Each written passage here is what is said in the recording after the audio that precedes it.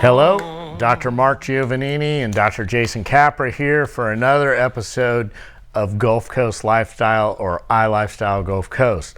Today we're going to talk about a very special topic, and that's regenerative medicine.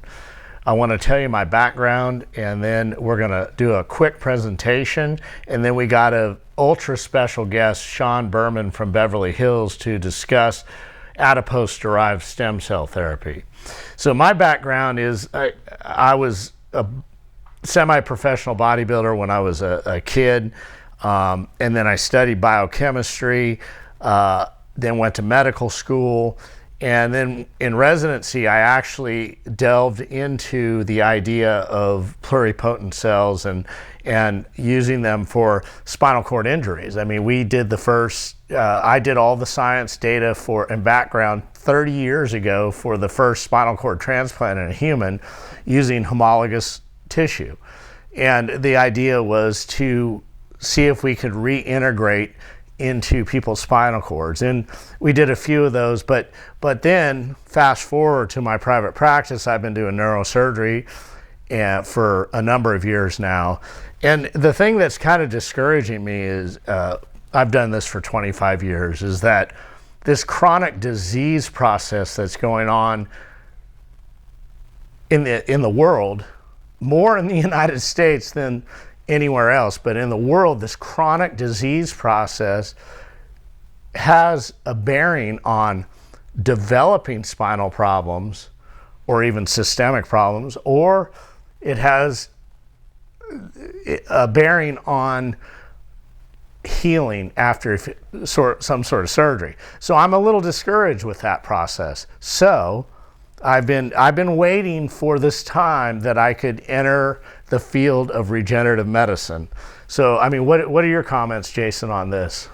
I think it's exactly right. We're part of a system that is meant to help people get better, but not just reactive, but proactive. Oh yeah, we're going to go into. I have some theories, and they're not theories. And Sean Berman will tell you that they're not theories. So we're going to go into dive deep on this show, and hopefully this will be valuable information. This is meant to be education. We're not selling anything. We want you to understand what's going on out there, and I'm going to make it my mission to do the best I can to get you educated. So let's talk about, we're going to do a little presentation here. Jason, excuse me. All right, so I'd like to do a quick presentation on adipose-derived stem cell therapy, because that's what we're going to be talking about here in the presentation. And there's some terms and all that I want you to be aware of before talking about that in depth with Sean Berman. So there's two ways to repair injuries. When you're older, your white blood cells are there, and that's what's used to form scar tissue and try to heal injuries. But we all know scar tissue is a bad thing, correct? But it's the body's way of, we're going to start saying this word. I learned this today. The body, when you're young, knows how to correct physiologically and go back to homeostasis. When you get older, the body can't do that. If you've heard about heart rate variability studies, it's the same thing. Your ability to correct quickly for stressful situations is your youth. And so that's what we're talking about. So the other option is stem cells. Regenerate the original tissue that was originally injured. When we were young, we quickly recover because young cells, I'm going to call them young cells, are widely available. As we age, it's like anything. Your body burns energy, it produces toxin, it produces waste, and then it becomes sluggish. How do we displace that? Keep that in mind. And that's where we are talking about stem cells. So the key to injury repair, stem cells have the ability to differentiate into functional tissues. Stem cells are not harvested just from embryos. Stem cells exist throughout our body. They're found in our blood, our fat, our bone marrow, our skin, our liver, heart, and brain. it's easy to harvest fat cells. And the key to that is that the fat cells are dormant your entire life and are, in general, 10% of your body age. So, adipose-derived stem cells, 500 to 2,500 times more stem cells than can be harvested from your fat than from your bone marrow. Did you know that? No. That's the other thing to know, your bone marrow cell age is your age, whereas fat cells are 10% your age because they've been dormant that whole time.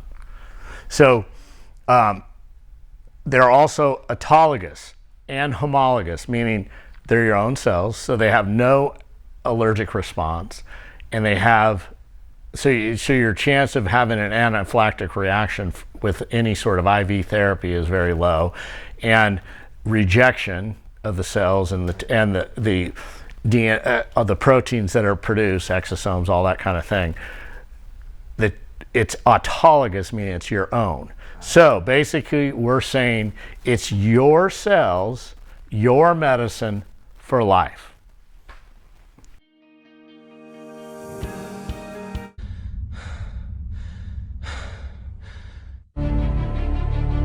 But you aren't going to, are you? With each step comes the decision to take another. You're on your way now, but this is no time to dwell on how far you've come. You're in a fight against an opponent you can't see, but oh, you can feel him on your heels, can't you? Feel him breathing down your neck. You know what that is? That's you. Your fears, your doubts, and insecurities all lined up like a firing squad, ready to shoot you out of the sky. But don't lose heart. While they're not easily defeated, they are far from invincible. Remember, this is the grind, the battle royale between you and your mind, your body, and the devil on your shoulder who's telling you that this is just a game. This is just a waste of time. Your opponents are stronger than you. Drown out the voice of uncertainty with the sound of your own heartbeat. Burn away your self-doubt with a fire lit beneath you. Remember what we're fighting for, and never forget that momentum is a cruel mistress. She can turn on a dime with the smallest mistake. She is ever searching for the weak place in your armor, that one tiny thing you forgot to prepare for. So as long as the devil is hiding the details, the question remains, is that all you got? Are you sure? And when the answer is yes, when you've done all you can to prepare yourself for battle, then it's time to go forth and boldly face your enemy, the enemy within. Only now you must take that fight into the open, into hostile territory. You're a lion in a field of lions, all hunting the same elusive prey with a desperate starvation that says victory is the only thing that can keep you alive. So believe that voice that says you can run a little faster, and you can throw a little harder, and that for you, the laws of physics are merely a suggestion. Luck is the last dying wish of those who want to believe that winning can happen by accident. Sweat, on the other hand, is for those who know it's a choice. So decide now, because destiny waits for no man. And when your time comes and 1,000 different voices are trying to tell you you're not ready for it, listen instead to that lone voice of dissent. The one that says you are ready, you are prepared. It's all go.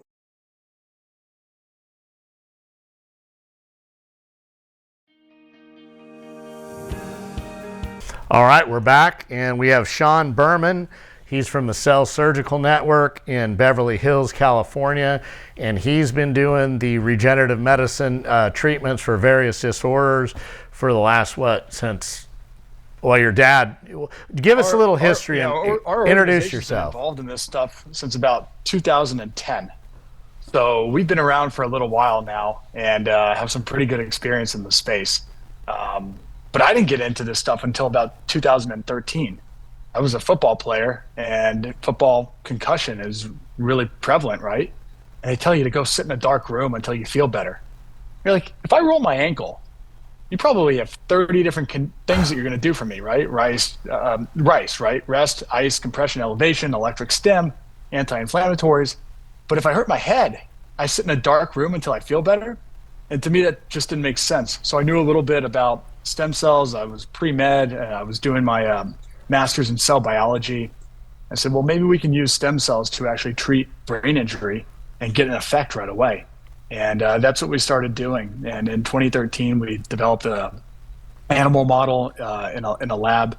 And we're basically able to show that if we gave an animal a concussion, and then we took stem cells, we tagged them, gave them to that animal via an IV infusion, those cells would actually track and home right to the site of injury in the brain.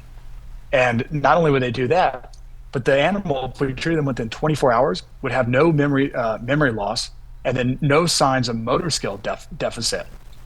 So that was crazy. And if we treated them 72 hours after the concussion, we could get their motor skills back to baseline within 24 hours, and their memory would recover after about a week and a half or so. So you're like, wow, there's some great stuff going on here. But yeah, I can't take credit for this. This really, this kind of innovation was started by physicians.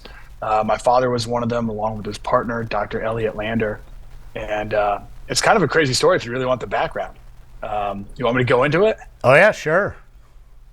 So look, my father's a cosmetic surgeon, and they're using fat all the time. He's using fat for facial rejuvenation. And, as you age, it's not gravity pulling your skin down. It's a loss of volume in your face. And they're restoring faces with fat. Well, he went to Japan as the American Academy, or the president of the American Academy of Cosmetic Surgery back in 2009. And they were doing fat transfer for breast augmentation. So they were taking fat out of these tiny little Japanese women, and then they were taking more fat out of them, which they didn't have, isolating the stem cells from the fat, adding it to the other fat sample that they had, and then using it to make their breasts a cup size larger. My dad's looking at it. He's like, God, this takes 5 hours. You're sucking every last piece of fat off these small, tiny women.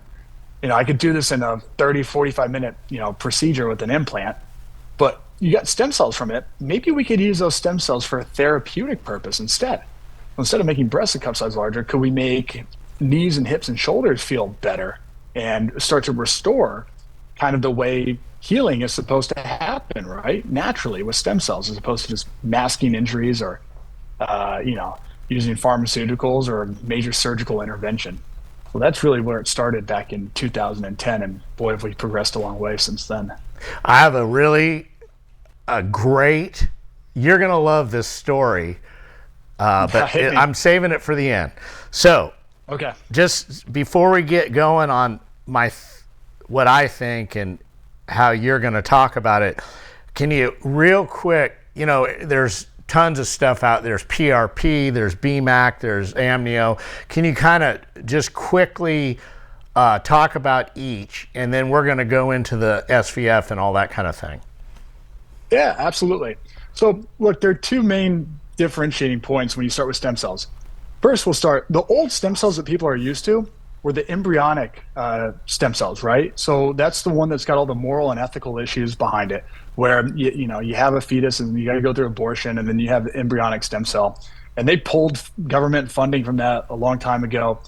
People were upset about it. Whatever camp you're in doesn't matter, because it forced people to go look for other sources of stem cells, which ended up being what we call adult stem cells. And adult stem cells are a hell of a lot safer than embryonic stem cells. First of all, with adult stem cells, they're not teratogenic, meaning they can't form teratomas or tumors. So really great to know that. But also, with adult stem cells, you have the possibility to use your own stem cells with your own DNA, something that you can't do with an embryonic stem cell. So park embryonic stem cells aside for now. But we have adult stem cells. Now, adult stem cells include those that are found in umbilical cord tissue and blood. So umbilical cord tissue and blood are probably the youngest source of stem cell that is out there. And if they're your own, that's fantastic, because your body wants to use its own cells with its own DNA. And if it doesn't have that, then your body will reject it. Or if it doesn't reject it, you can get long-term graft versus host disease. And we don't want that. We're trying to solve problems, not create new problems. So ultimately, that brings us to ourselves and our own bodies, right? Well, you've got stem cells from your head to your toe and everything in between, right? And it's just a matter of, what areas of the body can we steal some stem cells to repurpose them? People say, hey, I'm 70 years old, so I've got 70-year-old stem cells. I really want, an umbilical cord stem cell, because those are day zero cells, and those are going to be really rich and robust. Well, you might be 70 years old, but the tissues in your body are all of different ages. I think the oldest tissue in the body is probably your lungs, right? We all get respiratory illnesses multiple times a year. And they're ones that you don't know about. You're breathing in gunk and garbage all day long, especially me here out in LA. You guys might be a little bit cleaner air out there, Yeah. but so your lung tissue is always turning over. The best stem cells in your body by far unless you're an alcoholic, might be those from your liver. I could chop off half your liver and it'll self-regenerate. And that's because there are a boatload of stem cells in your liver. So you go from your lungs down to your liver, and then there's stuff in between. So the popular sources of stem cells right now have been bone marrow, because that's traditionally what's been used a lot in orthopedics and then oncology. And then adipose tissue is kind of a newer one, relatively speaking. Can I interrupt one? Go ahead. Okay, so Please, my yeah. question there, because that's my question. BMAC, which is the bone marrow, versus Correct. fat or adipose derived, your own dormant stem cells. My knowledge has led me to, basically I was told that fat cells are dormant and they're 10% of your age, or around 10% of your age, but BMAC is your age. Can you comment on that? Yeah, absolutely. So you have to think about how the two systems work. And I love this story and this example, but your bone marrow is constantly responsible for making all the cells in your blood. So, you go through the airport, you're exposed to a bunch of garbage. Well, your immune cells are working to keep you healthy. And your bone marrow stem cells are constantly working to make those immune cells in your blood. Your red blood cells turn over once every week. So every week, your stem cells are making more red blood cells, right? So that's a heavily worked tissue in the body, right? Your fat, on the other hand, well, the lifespan of a fat cell is 7 to 10 years. So theoretically, a 70-year-old, their fat might have only required their stem cells to turn over 7 to 10 times in their entire life. So why do you even have stem cells in your fat to begin with? Well, we can look no further than refrigeration, right? So if you think about it, Yes. back in the cavemen and cavewomen days, right? You wake up and you say, hey, honey, you go gather some fruits and berries. I'm going to go try and kill something. And if it's me, I'm probably not going to kill much at all, but maybe I get lucky once a week. And I don't have a refrigerator, so we got to make use of all the nutrients that we get. So how do you do that? Well, you eat as much as you can, and then your stem cells make more fat cells. And those fat cells can store all those nutrients until the next time I get lucky and kill something, right? So we don't need that anymore. We've got Starbucks and Wendy's and Burger King and Whole Foods on every street corner. We have refrigerators, and unfortunately in America we don't always take our refrigerators too seriously, and we overeat sometimes. So we do put our stem cells and our fat to use, but theoretically you don't really need to. And these can be a really, really rich source of stem cells and really young, potent source of stem cells, which is really key when we're taking these cells and moving them to other parts of the body to use them for repair, regeneration purposes. So it's kind of like bears in hibernation, right? Yeah, totally. I The never really bears thought use about up. that till you were describing it. I was going, that's kind of like bears, and they hibernate, and then, Well, but that's how fat works. So they spend all spring and summer eating, right? They eat all their good salmon, and then they've stored up all that fat. And that fat is basically their refrigeration system. So during the winter, when they're hibernating, they use the nutrients that they've stored in their fat. And we don't need to do that. We have modern technology, farming and markets on every corner.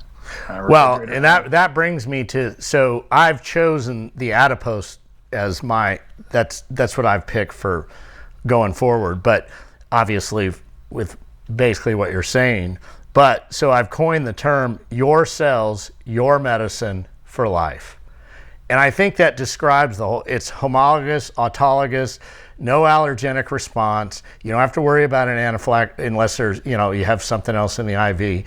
But bottom line is, to me, that's the most appealing way for stem cell therapy.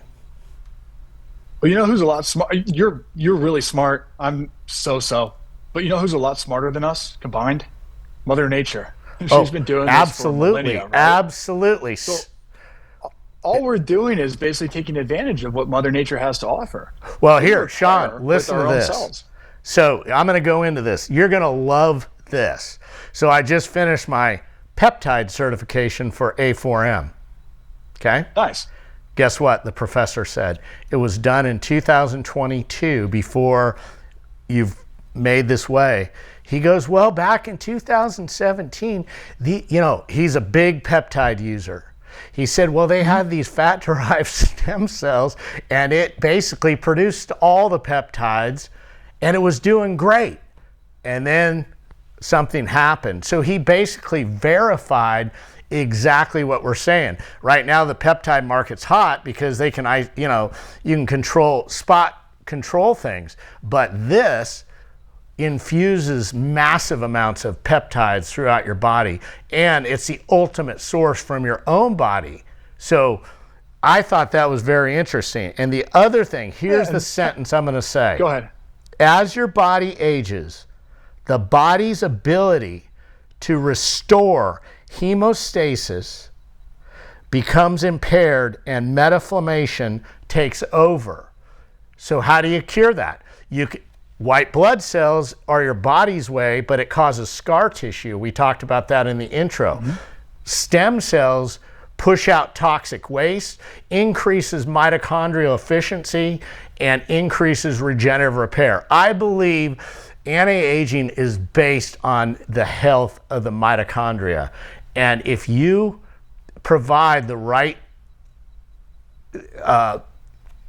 source of peptides and information and repair and regrowth, your ability to function, because your mitochondria function better and you got rid of toxic waste, and all your proteins all the receptors for proteins it's basically you're infusing fresh cells to push out the old. Well, you're doing a couple of things. Absolutely, you're infusing fresh cells to push out the old.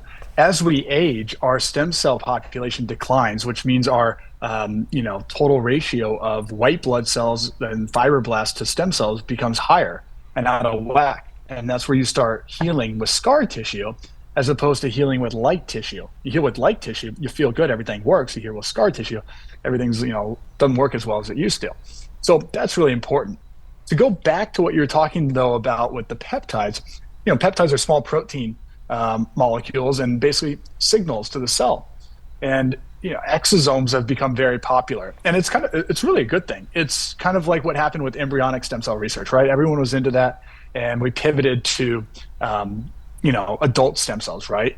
Well, when there was all the controversy with autologous adipose-derived stem cells, people pivoted and they said, well, what can we do in the meantime? And they wanted to be regulatorily compliant, so they thought exosomes. Exosomes are cell signals. Cell signals are incredibly important to understand, right? Like we have spies all around the world because we want to understand what our adversaries are saying, right? And even our friends are saying. If we don't understand what they're saying, then we don't know what they're doing. So the same thing goes for cells. Cells communicate through various pathways. We call them cytokines or cell signals. And these cell signals can be microRNA, they can be peptides, they can be exosomes. And if we know what those signals are, we could take advantage of them. See, the problem though is that there are a lot of signals. So how do we know what signal we're working with? And that's where I say I'm not, God, I'm not smart enough to figure that one out today at least. But the one that does know the signals that are important and that are critical to healing and recovery and repair are your own stem cells. So I was on a podcast one time and somebody asked me, well, can I talk to my cells? Can I tell them to, treat me well and whatever? I don't know if you can really do that, but what can talk to your cells is your own body. So the most important signal, I think, in all of injury and all of healing is the signal coming from your own body. If you have, knee arthritis is a really easy one. If you have a patient that's truly bone on bone and there's absolutely no cartilage in their knee, they are not a good candidate for stem cell therapy. Why? There's no cartilage that's degenerating, giving off a cytokine signal to tell the cells what to become. So if I put cells in there, what are they going to do? Become bone? There's no magic cartilage there, right? So the signal from the injury is the most critical signal. And when we put a stem cell in the area, it will pick up that signal and then it will transmit other signals to surrounding tissue, influencing it through what we call the paracrine effect. And if need be, it can transfer healthy mitochondria. Healthy mitochondria is like putting gas in your tank, right? If there's no gas in the tank of a cell, it's not going to work and it's ultimately going to, become senescent and die. So these paracrine functions where the cell can give out signals, transfer healthy mitochondria, these are huge functions of the cell beyond just being able to differentiate into healthy and functional tissue. Yeah. So where I'm going with this is I'm leading you in a path that I want to lead you down. So the role of I believe that inflammation, and you don't have to agree with me, but I believe that inflammation is the major or one of the major causes of senescence, aging, osteoarthritis, organ failure, cardiovascular disease, everything. Because if you look at normal healthy kids, they don't have that. They have healthy cells. So your ratio of white blood cells to stem cells is different than it is in an aging person. So there's two ways to look at that. And that one slide where it talked about, okay, well, people use rapamycin, okay, to decrease your white blood cell. That's an immunosuppressant, but they're using it as an anti-aging thing. So they're decreasing the scar response, but you're not providing the scaffolding. So my premise is that if you believe that inflammation is the major cause of aging, which I think that it affects everything, then you either hit it before. So how do you prevent inflammation? So we provide these factors. So that's one thing I'm going to talk about chronic disease. But, or you hit it with stuff like treat it pharmacologically, but it's not treating the root cause of the problem. So you're ending up with side effects from a medication to treat a problem, but you're not treating the root cause. I believe this therapy done early in life in your 30s and 40s would help prevent or slow down the aging process and slow down inflammation. And then my last analogy is when you go on vacation, everybody has pain. They're in the big city and they're in the blue, they're having all this stimulation, they have all this pain. But when you go on vacation and you go to the beach, it feels a lot better. Like so you're basically exposed to all these elements, decrease your stress. So that lifestyle thing is actually telling you that you could actually reverse inflammation. And that's my premise with adipose or even any stem cell therapy. What's your opinion? Well, I think we know stress kills, right? You can spike your cortisol levels. You can give yourself a heart attack. You can absolutely kill yourself by overstressing. So I think that's a critical assessment. There's no question about it. I'm going to push back on your inflammation comment. Not that it's wrong, but there's a caveat, I think, and a nuance to it. If you're young and there's inflammation, it goes away quickly. Yeah. Why? Okay. Because you have a large amount of stem cells. So the job gets done quickly. Well, what you just described is what Brian Johnson talks about. Do you know what heart rate variability is? Sure, Yeah, so you just described your body's flexibility. So basically, as you get older, you become concrete and you're inflexible. We want to keep you flexible, so I agree with that statement. 9 reasons NCAA and professional athletes trust Redford gyms.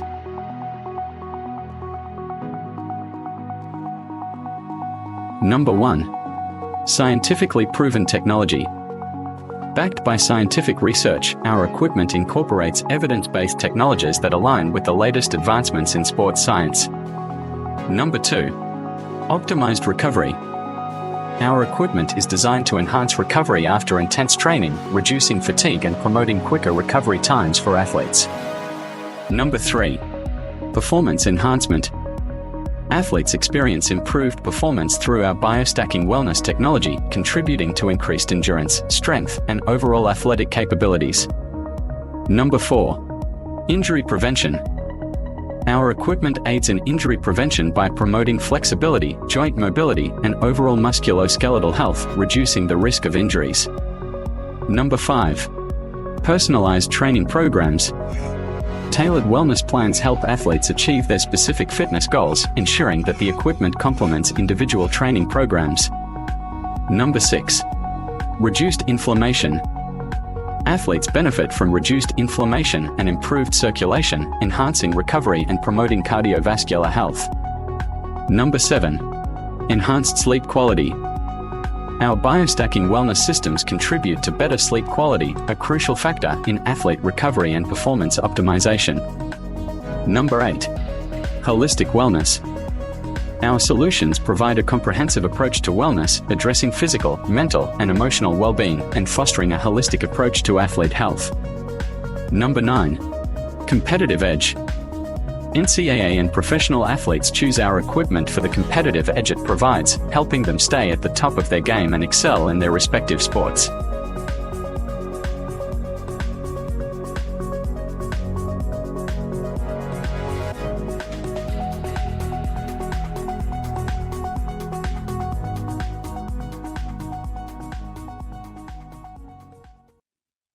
So we're going to talk next about, I'm going to divide it into two things.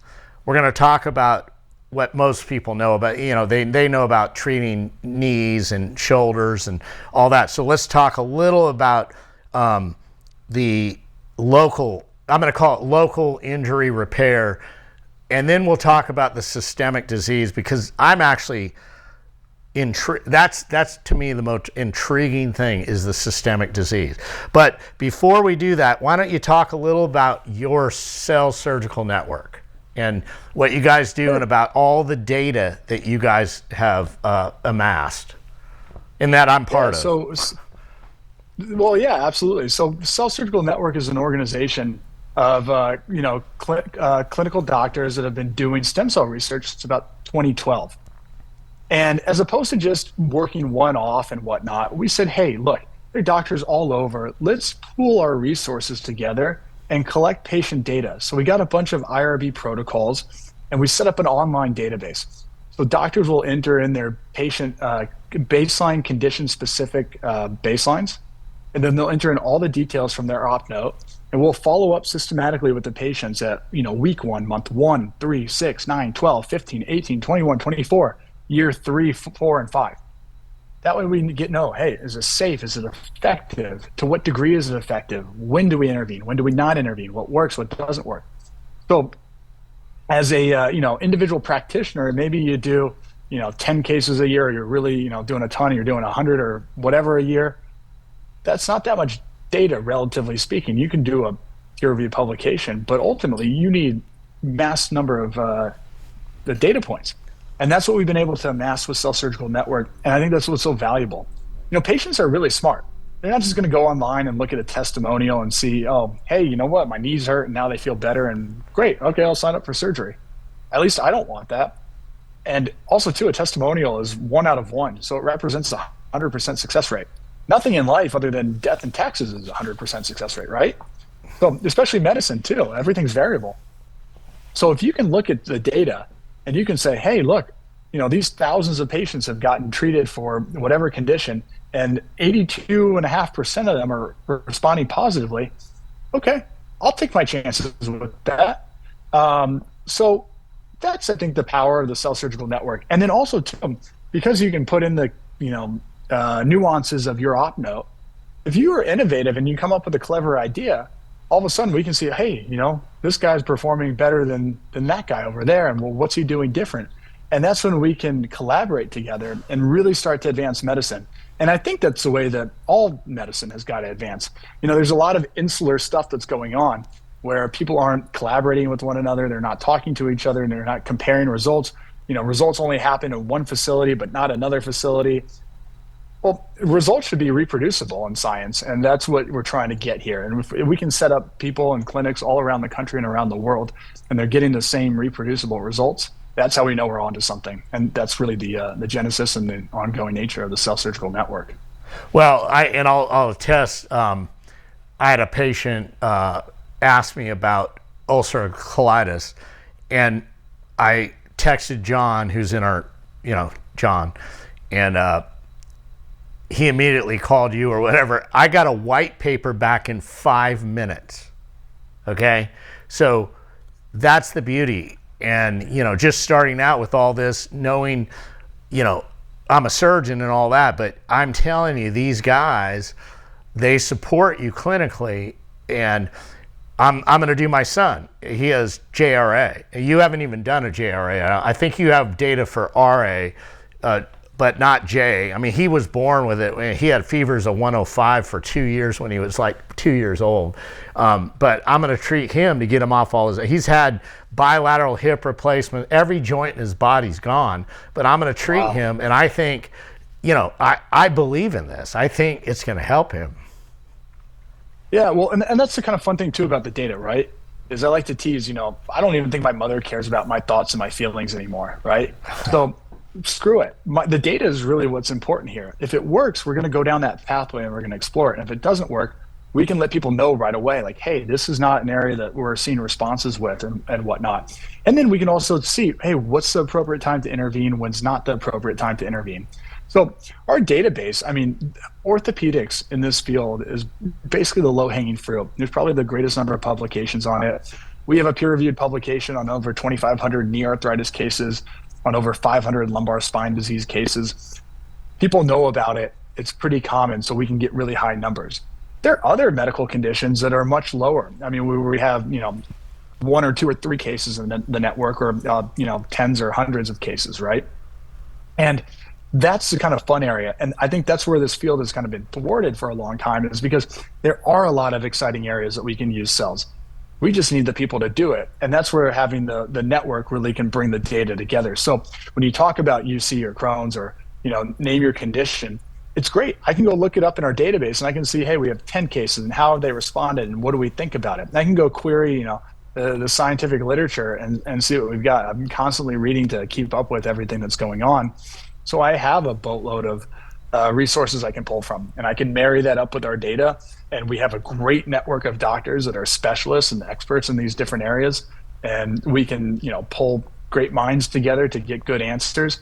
And I really think that that's how patients will get the best care, which is what it's all about. And if there's some kind of stem cell, or if there's some kind of peptide or exosome or whatever that's better than adipose tissue, or whatever we're doing right now, we'll pivot, we'll go there. Because ultimately all that matters is we're getting good outcomes for the patients. And I think that that's what, being a cell surgical network allows us to do. Right.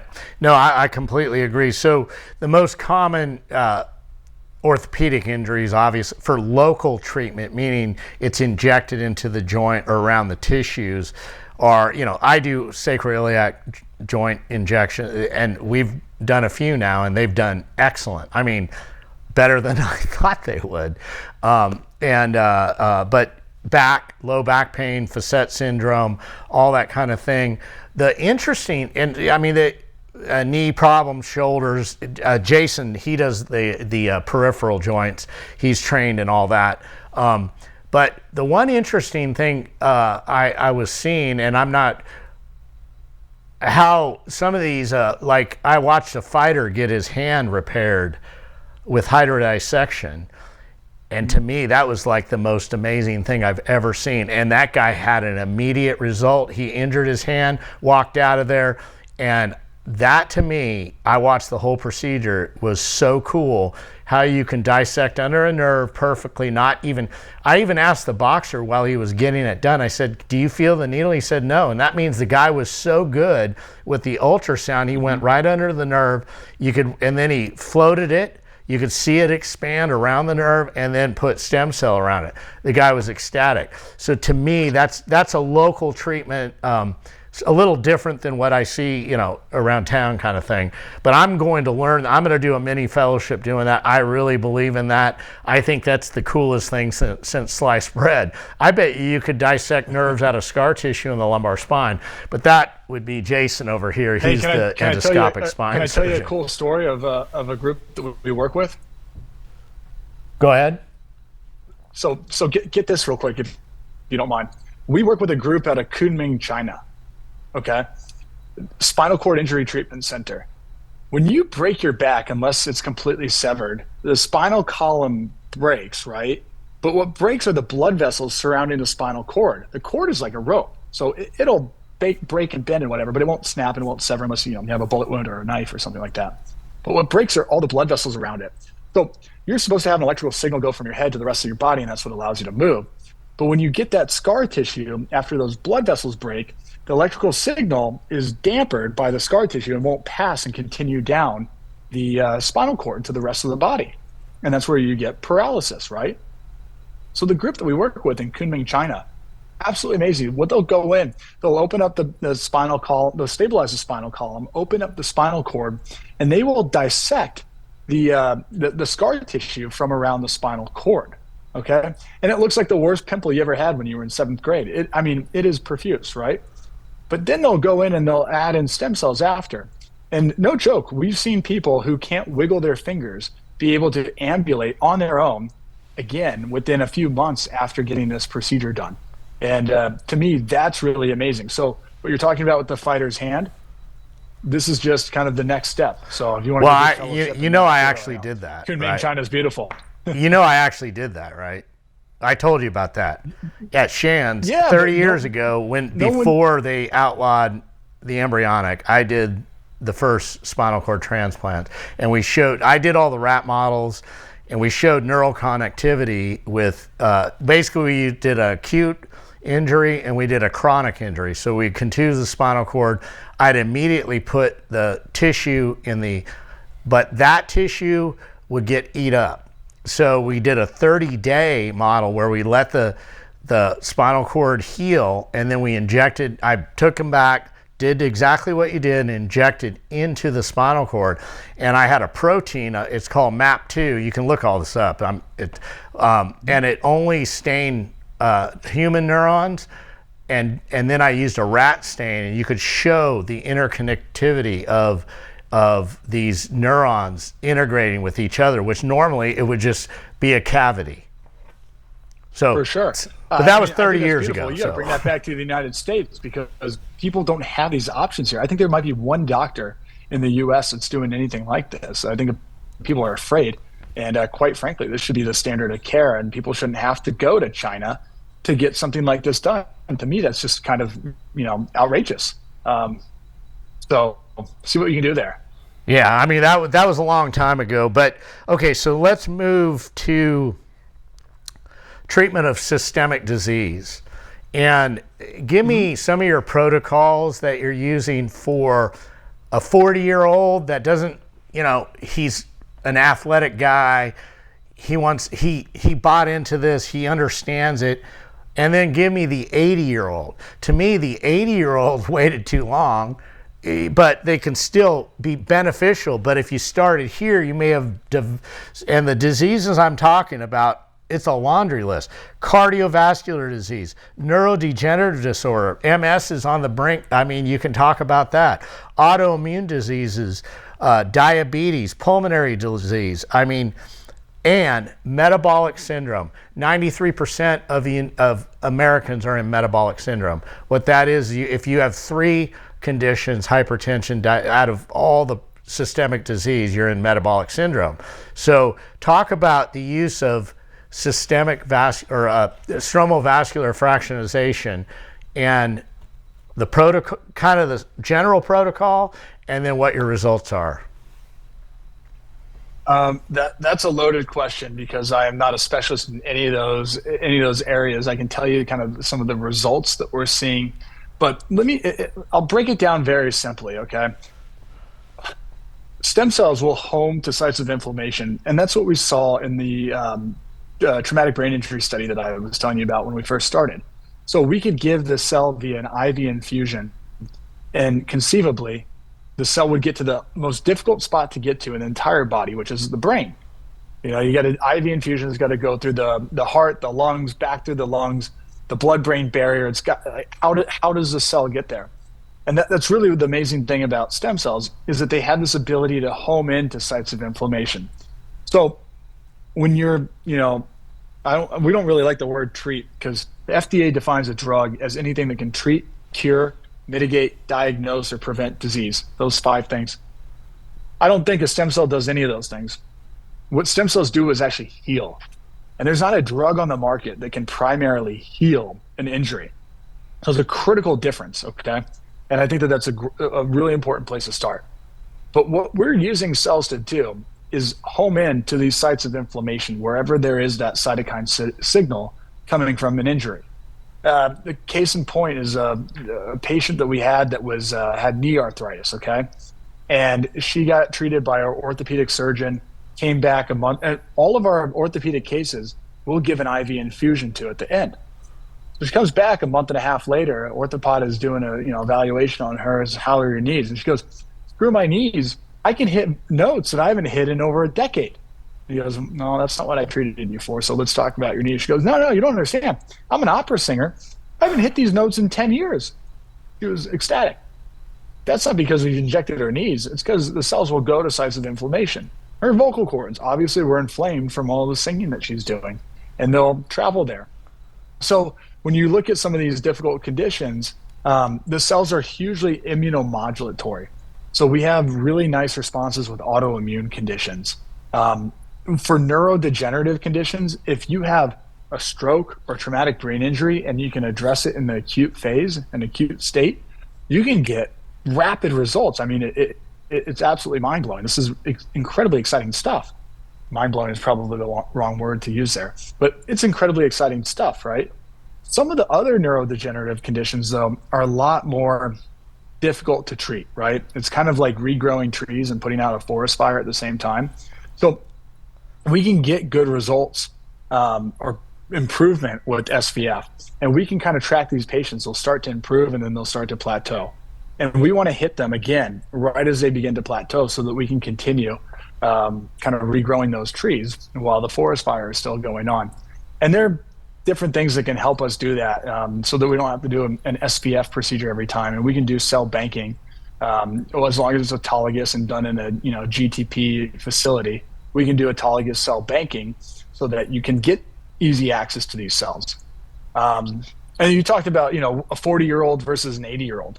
So like we get a lot of people coming in, God bless them, they're concerned about their parents. They're like, "Oh, my mom is 70, 80 years old. I want to help her," and whatever. Like, well, what are you, 40, 50 years old? Why don't you want to help yourself? "Oh, no, I'm fine. I'm healthy. Everything's good." Well, the best time to start is, when you don't have a problem. And it's like, again, taking your car in to get a, oil change, right? And, regular maintenance. So, get an IV infusion of your own cells on a quarterly basis. Why not, right? So the cells will go wherever there's inflammation. Whenever I get my cells back, I'll do a really hard workout that morning, harder than normal. It's not fun, but I'll feel great the next day. I think the recovery's a lot faster. So I think the future of medicine is changing, and I think it's switching towards that. Hey, I'm going to take responsibility for myself.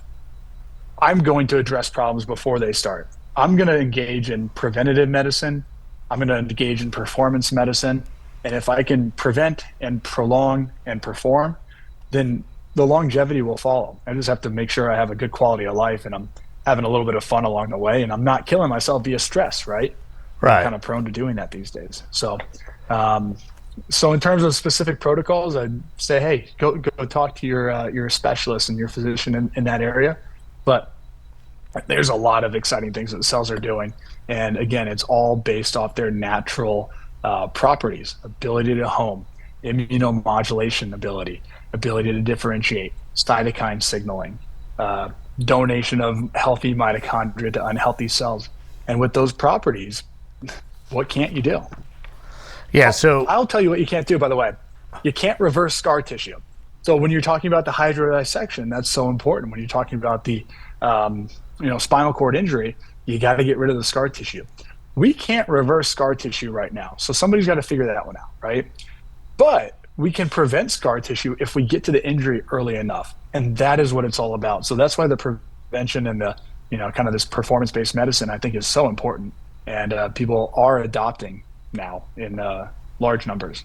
Well, I think the scar tissue thing, I mean, the easiest example for that is when I do a laminotomy for a discectomy. If I throw a piece of fat down there, say he has a recurrent disc, if I come back, there's zero scar tissue. The nerve's not tethered. It makes it super easy to do the redo. So in any event, I'm saying that there is some magic, like your dad said, these are magical cells. I mean, it's not magic. It's just, it provides what's needed to regenerate and repair. You know what? There's a magical element about it, right? The human body is absolutely amazing. The more that you get into cells, the more that you get into actually understanding any kind of science.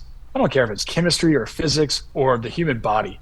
The way that the cell was constructed is absolutely amazing. And if it doesn't make you believe in a higher power or God or whatever, then, whatever, right? But it's really a remarkable, beautiful thing. And again, Mother Nature has been working on perfecting this for a long time, a lot longer than we've been around, and a lot more sophisticated than, the most sophisticated invention that Elon Musk is funding or come up with, right? So there's really there's a beauty and a mystique and a magic to the human body that I think you'd be silly not to appreciate. Well, I think so. There's two, and I've been in the old school with the surgical, physical repair of things, and then this is the biological repair of things. Obviously, I think if you had a crystal ball, and I think Brian Johnson does have a crystal ball, if you know who I'm talking about, the guy, Don't Die guy. He's the most interesting guy I've ever watched in my life. This guy, he's the most disciplined. You got to watch it. But in any event, if you look forward, I choose the biologic solution because I'm going to go back to my statement. The body tries to go back to homeostasis. Homeostasis is what keeps you young and vibrant. But if you allow environmental toxins in the food source sucks, the water source sucks, everything in our environment, especially here, is pushing you towards metaflammation and a toxic syndrome called metabolic syndrome. You can't go to actually, I was in Pasadena. I was very impressed. Probably no one said this, but here we have like these markets that are all 93% of I use that number again, but 90% of the food is not food in the public store. But when I was in Pasadena, it was all, this was in a city, a rich city, by the way, but they had, it was a farmer's market. So, and then no pesticides, no. But if we live in these conditions, we have to avoid things that push us into metaflammation. And if you can start early for that 40-year-old and say, look at 93% of these people are going to develop metabolic syndrome. You could be fat skinny, but you're still unhealthy. So basically, if we can get rid of that starting early, but it all starts with, if you look behind us, these are all my companies. It's an ecosystem.